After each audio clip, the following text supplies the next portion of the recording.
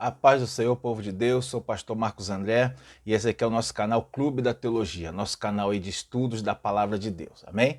Então vamos aqui a mais esse vídeo aqui da Palavra do Senhor, né? O nosso vídeo aqui de apoio à Escola Bíblica Dominical, tá? O nosso canal Clube da Teologia é um canal de estudos, é um canal voltado aí para a ministração da Palavra, do ensino bíblico, amém? Bom, e aqui vamos a um vídeo, né? O vídeo da lição 3, para a pré-aula da revista da editora Betel, tá bom? E o tema dessa aula, né, o tema dessa lição é Apocalipse, uma mensagem de Cristo para a sua igreja, amém? A lição para ser ensinada em 17 de abril de 2022, tá? Esse próximo domingo, mas né, sabemos que ela pode ser ministrada a qualquer momento, a qualquer tempo aí, de acordo com a disponibilidade da igreja. Bom, então vamos a essa lição. Desde antes de já, eu já te peço aí que você deixe o seu like aí no nosso vídeo, né? E se inscreva aí no nosso canal, ative aí o sininho para as notificações, tá? Para você não perder nenhum vídeo. E vamos aí, né, a essa lição abençoada, amém? Bom, nessa lição, né, na introdução, eu coloco assim para os professores, para você que é aluno aí, eu coloco o foco da lição, né? Primeiro, esse foco aqui, primeiramente, a gente tem que entender que o foco dessa lição é a mensagem que Jesus coloca para as igrejas da Ásia e como nós podemos tomar essa mensagem para hoje. Então, o foco da lição está em torno disso. Qual foi a mensagem que Jesus deu às igrejas da Ásia? Qual é a nossa forma de ver isso? E como nós podemos tomar essa mensagem para nós hoje? Será que é correto fazer isso? Então o foco da lição está em torno disso. Você que é professor, concentre a sua aula nisso aí, tá bom? Porque é isso aí que é o objetivo aqui. Bom, nessa introdução eu separei também a parte que diz assim: veremos que nas mensagens às igrejas da Ásia, Cristo tem uma mensagem para a sua igreja hoje.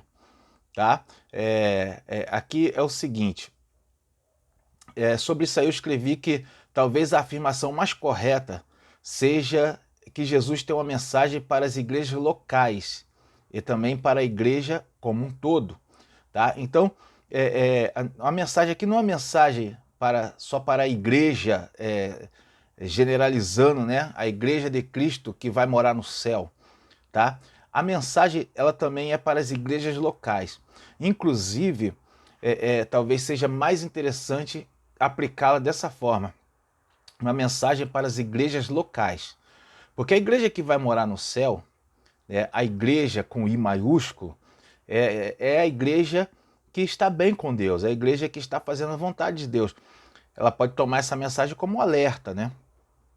Mas aqui, as igrejas locais é aquela igreja que concentra todo tipo de crente. A igreja aí onde você congrega, a igreja onde eu congrego, é onde tem todo tipo de cristão, né? E ali, aqueles problemas que acontecia aqui na igreja da Ásia, que está registrado em Apocalipse, acontece também nas nossas igrejas locais, acontece em tudo que é igreja, tá bom? Então essa aqui é a mensagem de Jesus, como nós devemos vê-la, né? É uma mensagem para as nossas igrejas locais, tá bom? Bom, então vamos aí, né? Lembro aos irmãos que eu escrevi um subsídio para esta aula, para você que é professor e quer aprimorar aí a sua aula, né? Dar uma melhorada nela. Eu coloquei um subsídio para você poder acompanhar. Tá no link da descrição, na descrição desse vídeo, tá bom? Bom, vamos aí no próximo, no primeiro tópico, né? O título desse tópico é a mensagem profética, e aí vamos no primeiro subtópico, 1.1. E o tema desse primeiro subtópico é por que 7 igrejas da Ásia, tá? Então vamos aí. Separei a parte que diz assim, ó, onde o número 7 aparece no Apocalipse, em geral temos uma revelação ou lição divina a ser aprendida. Então por que 7 igrejas da Ásia? O número 7 é um número da completude, né? Um número que é sempre utilizado por exprimir a perfeição, tá? E aí a gente vai entender por que o Senhor Jesus relaciona 7 igrejas. Por quê? o comentarista até acrescenta que sempre que aparece o número 7, há um ensinamento, né? E aí sobre isso aí eu escrevi até aqui o seguinte: pelo que percebemos, o Senhor, ao enviar essas cartas e deixar todas as revelações no livro de Apocalipse para as igrejas em todas as épocas, quis dar ensinamentos para as nossas igrejas. Então, de fato, o que o comentarista está falando aí é bem realidade, né? Há um ensinamento aqui sobre o número 7 aqui, né, nessa mensagem às igrejas da Ásia. Pelo simples fato de Jesus ter colocado essa mensagem para registro, né, ele mandou João registrar, e aí fica para igrejas em todas as épocas. É um ensinamento acerca daquelas igrejas que serve para nós hoje, né? Essa aqui, aí a gente vai entender o porquê, tanto do número 7 como dessa mensagem que Jesus deixou. Bom, continuando, aqui eu separei também a parte que diz assim, ó. O Apocalipse é o livro profético do Novo Testamento. Sendo assim, vemos que estas 7 igrejas representam a Igreja de Cristo em toda a sua história. Sobre isso aí eu até escrevi que esse tipo de entendimento aqui, a gente não tem a certeza se era a intenção, né, do Senhor passar esse tipo de entendimento, de que a mensagem dessas 7 cartas, que cada igreja ali, cada carta vai representar um período específico da igreja. É isso aqui que a lição está falando, né? Que cada carta representa um período específico, ou seja, a carta a Éfeso representaria a igreja primitiva lá no final do 1º século. É uma igreja que já estava perdendo o seu primeiro amor, né? Pelo simples fato de mencionar primeiro amor, então seria isso. E vai seguindo o período da história até chegar à igreja de Laodiceia, que é a última. Então essa igreja representaria o período atual, ou o último período da igreja de Cristo na Terra. Tá? Então a gente tem aí uma visão profética e muitos, o comentarista colocou isso aqui na lição, muitos autores adotam nessa visão. Eu tenho um pouco de cautela sobre isso, porque não há uma comprovação exata se realmente é isso. Uma coisa, eu entendo aqui dessa palavra, é que essas cartas, as mensagens nela contidas, representam os problemas que a igreja viveu em todos os períodos. Tá? Então havia naquele período, dentro daquelas igrejas, né, da Ásia, aqueles problemas a seguir as doutrinas dos nicolaítas, esfriamento do primeiro amor, né? Aqueles que seguiam a doutrina de Balaão, todos aqueles problemas ocorriam naquela época, ocorreram da época dos pais da igreja, ocorreram na época da igreja em que a igreja católica estava sendo ali reconhecida, ocorreu depois na época da Reforma Protestante, ocorreu no século XX com aquela explosão da obra missionária, ocorreu em todas as épocas, tá? Então aqui a gente vai ver que aqueles problemas existiam e existem hoje então também, tá? Por isso que Jesus deixa esse ensinamento. Bom, então vamos lá, continuando, né? 1.2, o tema é por que estas igrejas? O tema aí é uma pergunta, né? Por que estas igrejas? E aqui separei a parte que diz assim: porque aquele que João viu com olhos como chama de fogo, Apocalipse 1,14, que mostra a sua onisciência. Tá? Sobre isso aí eu escrevi o seguinte: a visão de João mostra que Jesus é onisciente, ou seja, ele sabe de todas as coisas.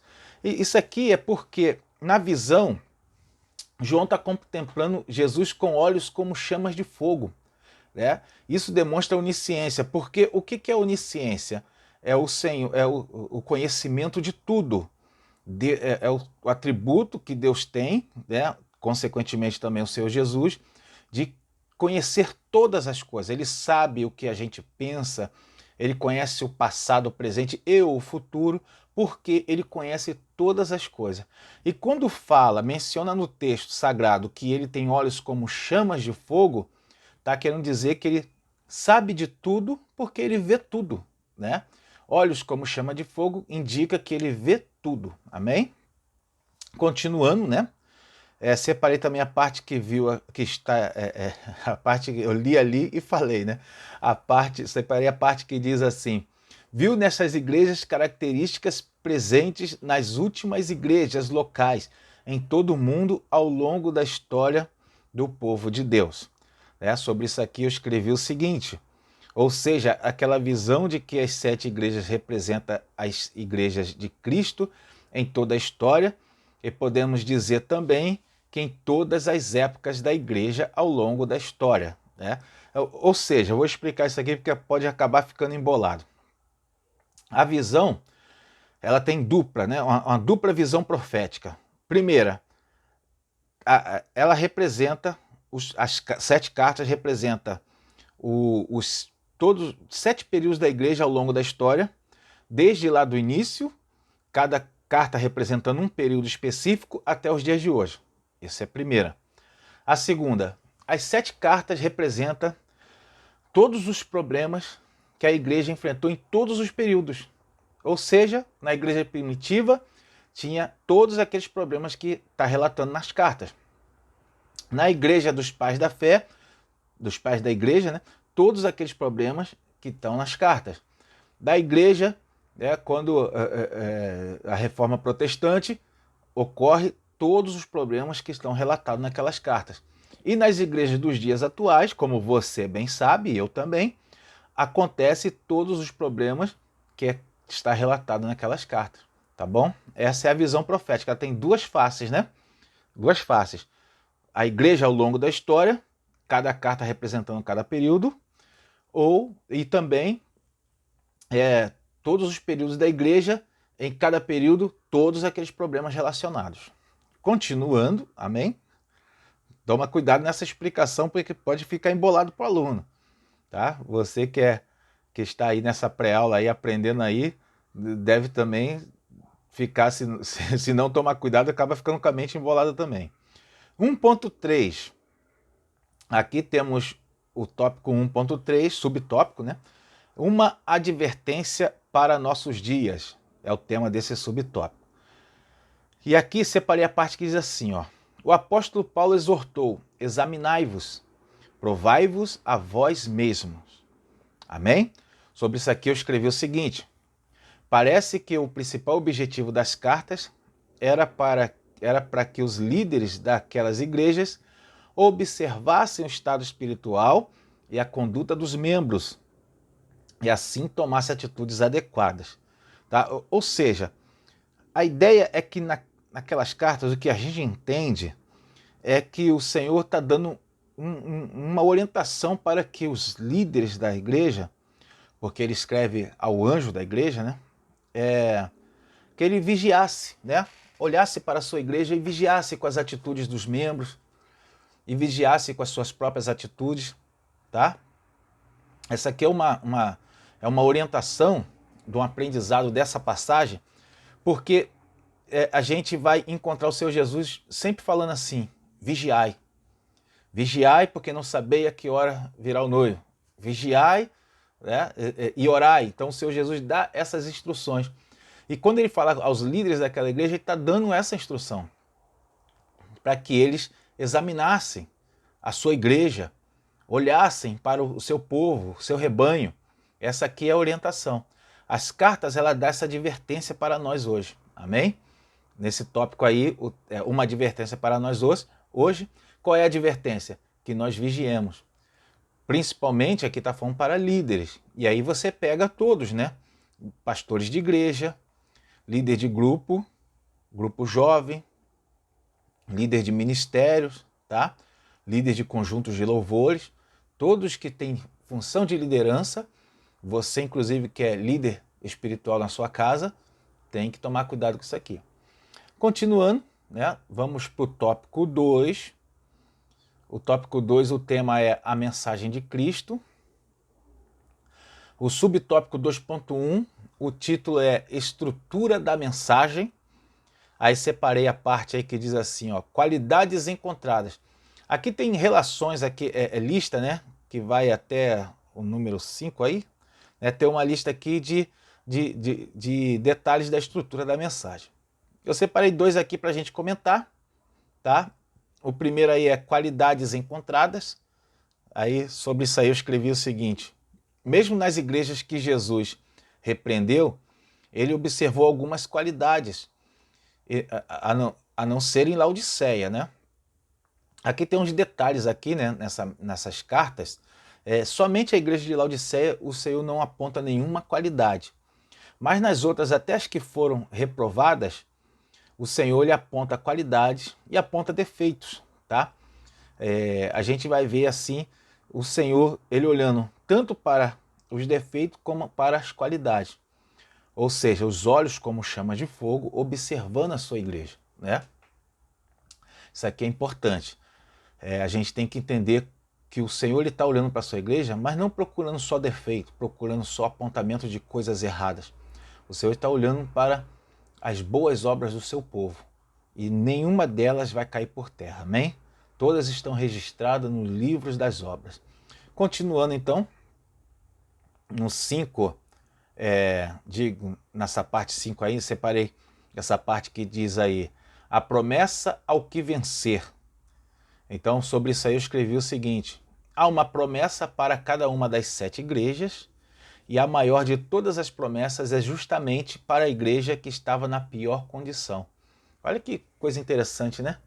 O Senhor tem uma promessa para cada uma das igrejas. Ao que vencer, ele vai e fala algo. Ao que vencer, farei coluna. Ao que vencer, darei uma pedra branca e nela um novo nome. Olha só, para cada igreja, para cada um que vencesse, Deus, o Senhor Jesus dá uma promessa de algo que ele vai fazer. Mas a maior de todas as promessas é exatamente para a igreja que estava na pior condição. A gente vai ver a igreja de Laodiceia, que estava na pior condição, a igreja que toma a maior repreensão do Senhor, e ele dá a maior de todas as promessas. Ele fala: ao que vencer, concederei que se assente comigo no meu trono, né? Assim como eu venci e me assentei com meu Pai no seu trono. A ideia principal aqui, que a gente entende, é que por essa igreja de Laodiceia representar o período mais difícil, a maior dificuldade que aqueles irmãos enfrentavam é exatamente o período aonde seria mais difícil vencer. E por ser mais difícil vencer, então eles teriam o maior prêmio, né? Aqui é uma ideia, aqui, uma sugestão desse entendimento. É o que parece, né? Vamos continuar? Então, o 2.2, o tema é oportunidade de arrependimento. E aqui separei a parte que diz assim, ó: das 7 igrejas da Ásia, apenas 2 não receberam exortação ao arrependimento. Esmina e Filadélfia. Bom, aqui sobre isso daqui eu escrevi o seguinte: isso mostra que não se pode generalizar.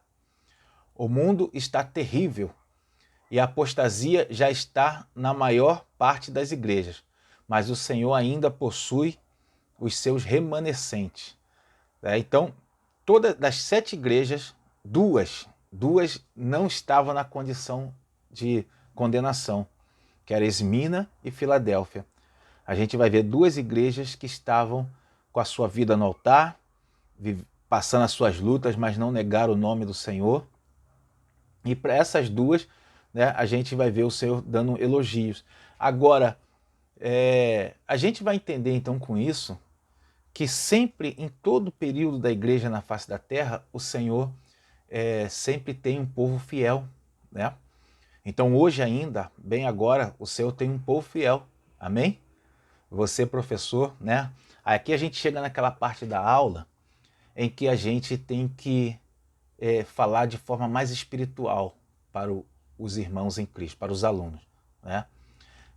Pode perguntar assim para eles, como eu pergunto para você: você tem sido essa igreja? Você tem sido fiel ao Senhor Jesus nos dias de hoje?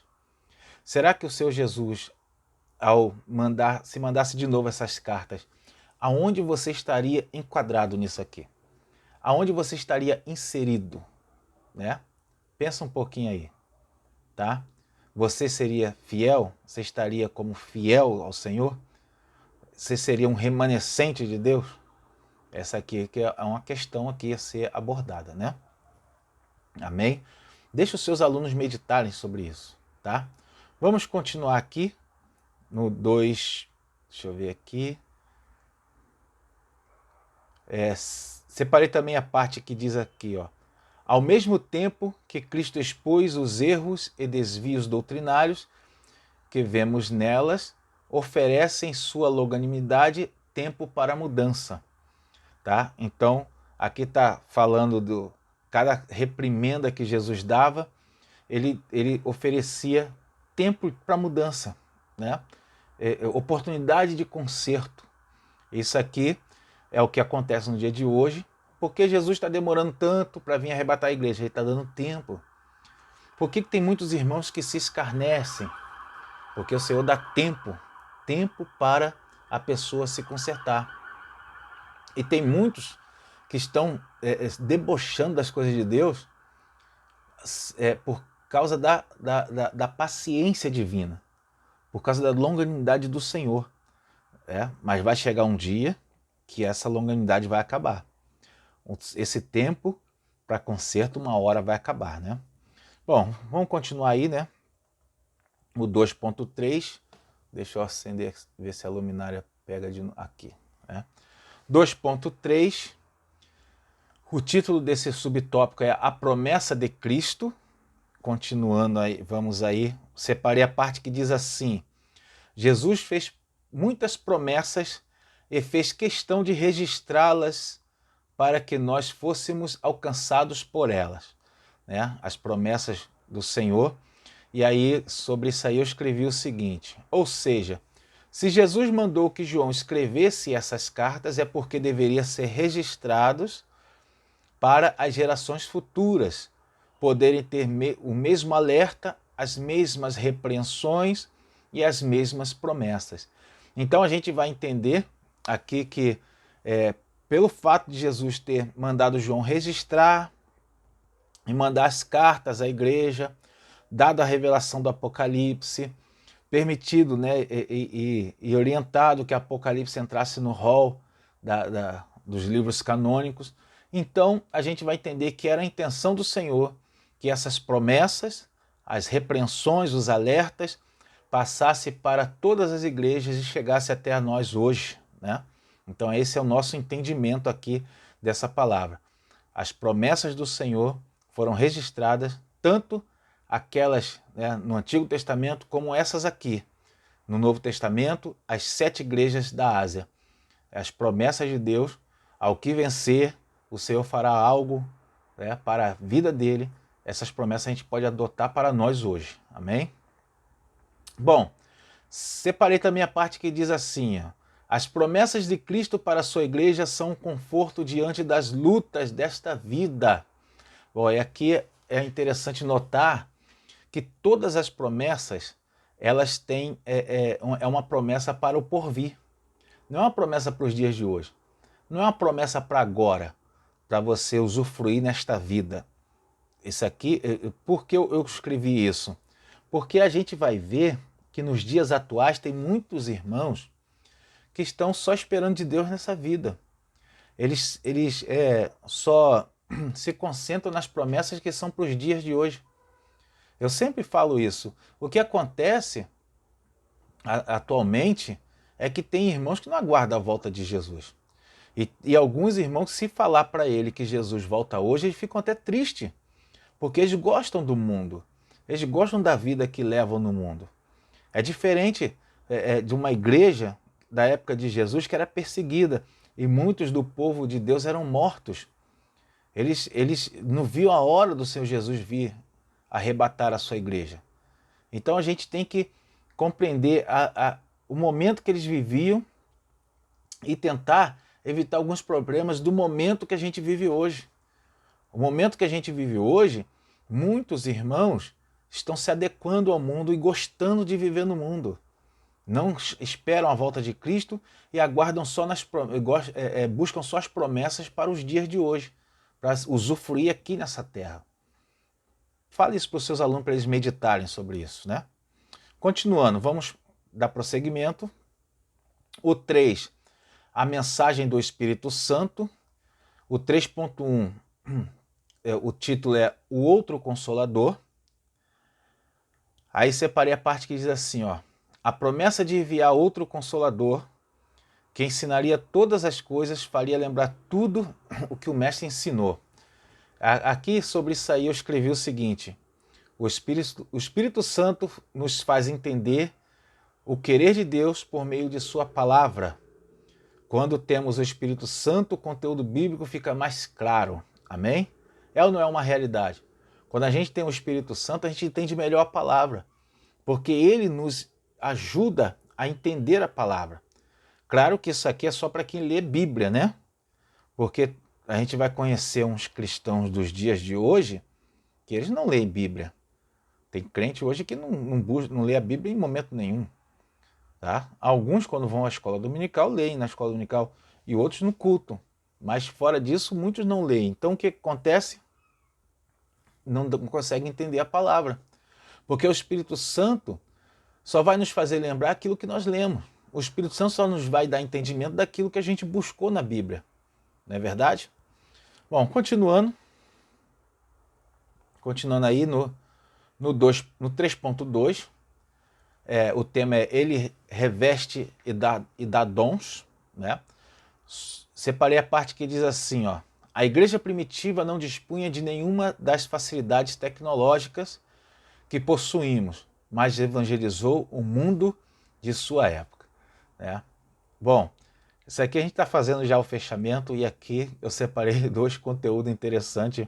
Eu coloquei ali, né, algo que Deus falou comigo, irmão. Isso aqui eu estava digitando aqui esse trabalho, né, esse subsídio para os irmãos, e ali o Espírito palestrando comigo. Eu achei muito interessante isso daqui.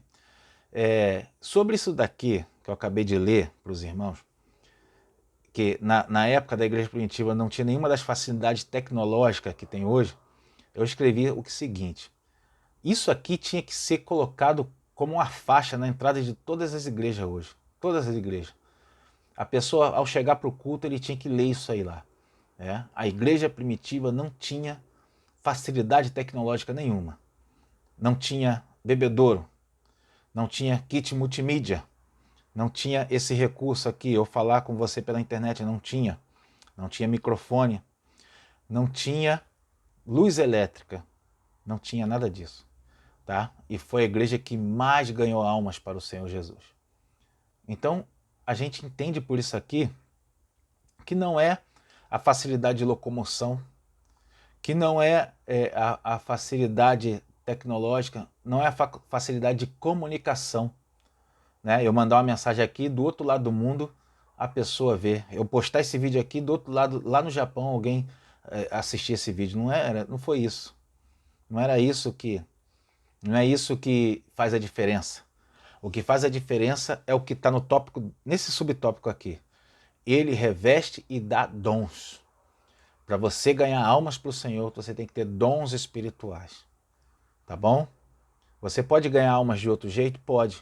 Mas o modo mais fácil de ganhar almas é você buscando os dons espirituais. A igreja, quando manifesta os dons espirituais, ganha mais almas para o Senhor. Então, por que ganha poucas almas? Não se busca mais os dons espirituais. Muitas igrejas banalizaram os dons, fizeram eles motivo de chacota, né?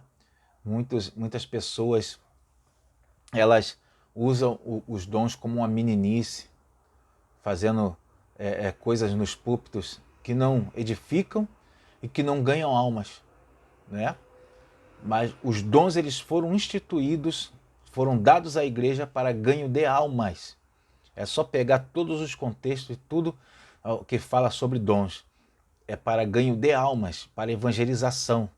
No dia em que a igreja recebeu dons, em um dia em que o Espírito desceu sobre a igreja, no dia de Pentecostes, ela ganhou quase 3.000 almas para o Senhor. depois passa para 5.000. A gente vai ver que dons é para ganho de almas e hoje quase não se busca mais. Bom, vamos continuando, né? Continuando. No 3.3, o tema é o Espírito prepara a noiva para o arrebatamento. Bom, isso daqui eu separei pelo menos 2 partes, mas eu vou comentar uma só delas aqui para a gente entender, né? Bom, primeiro, na primeira parte, que fala que nos adverte, né? Paulo nos adverte aí que ao perigo de entristecer o Espírito Santo. Aí sobre isso eu escrevi que o Espírito Santo é uma pessoa, né? Então não podemos entristecê-lo. Bom, e aqui na outra parte, acho que o vídeo vai acabar aí, tá? Se cortar aqui, os irmãos me perdoam, tá bom? Porque o celular já descarregou também. Bom, separei uma parte aqui que diz assim: assim como o mordomo Eliezer preparou uma noiva para Isaac, o Espírito Santo prepara a noiva de Cristo. Amém? Sobre isso aí eu escrevi algo interessante, eu quero compartilhar contigo. O casamento que o mordomo Eliezer fez foi um casamento arranjado, né? Ele preparou a noiva para Isaac. Então esse foi o casamento arranjado de maior sucesso da história, da Bíblia, né? E o casamento de Cristo para a igreja é o casamento de maior sucesso da história, né? Então, só o Espírito Santo, que atuando assim como aquele mordomo atuou, é que consegue promover um casamento arranjado de sucesso. Hoje em dia ninguém, né, aceita e não vê com bons olhos um casamento arranjado, mas a gente vai ver que o casamento da igreja, né, com Cristo é um casamento arranjado, né, pelo Espírito Santo de Deus, e que se é arranjado pelo Espírito Santo de Deus, então é um casamento de sucesso. Pode acreditar nisso, tá? Claro que eu não vou dar outras aplicações para isso daqui, né? Porque eu não vou falar de casamento aqui, somente dessa mensagem aqui às igrejas. Amém? Quero deixar aqui essa lição para você. Vou orar pela sua vida, né? Que Deus abençoe você e que essa aula seja uma bênção e que você seja uma bênção. Que os seus alunos sintam a diferença e você que é estudante sinta a diferença do aprendizado da palavra de Deus. Deus abençoe a sua vida e a sua casa, em nome de Cristo. Amém. Até a próxima aula.